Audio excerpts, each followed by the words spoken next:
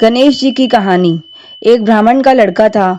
वह एक गांव मांगता तो सेर आटा, दो गांव मांगता तो सेर आटा और चार गांव मांगता तो भी सेर आटा मिलता।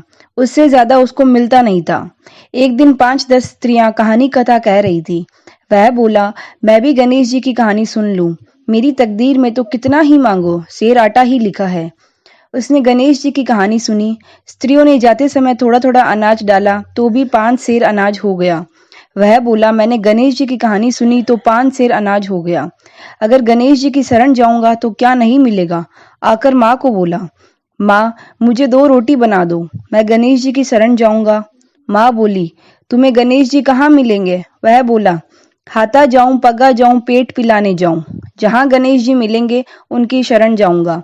माँ बोली, बच्चा है, जिद में आ गया है, 2-4 किलोमीटर जाएगा वापस आ जाएगा। वह रोटी लेकर जंगल में निकल गया। दौड़ता हांफता जाए। गणेश जी मन में सोचे, यह बच्चा है, डर जाएगा। एक साधु का रूप धारण कर आए और पूछा, बेटा तू कहाँ जा रहा है। वह बोला, मैं गणेश जी की शरण में जा रहा हूँ। अरे मैं इतना बूढ़ा हो गया तो भी मुझे गणेश जी नहीं मिले, तुम्हें कहाँ मिलेंगे।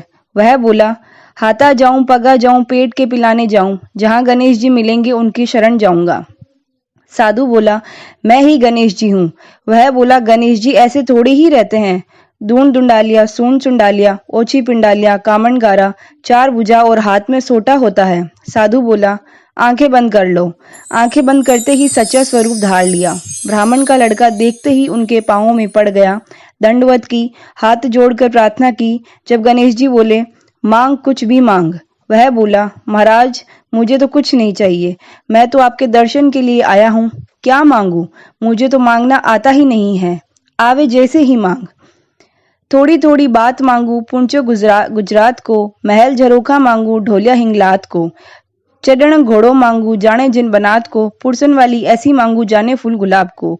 खीर खांड का भोजन मांगू ऊपर मेवा बाट को, मक्का केरी रोटी मांगू ऊपर लूनी लच को।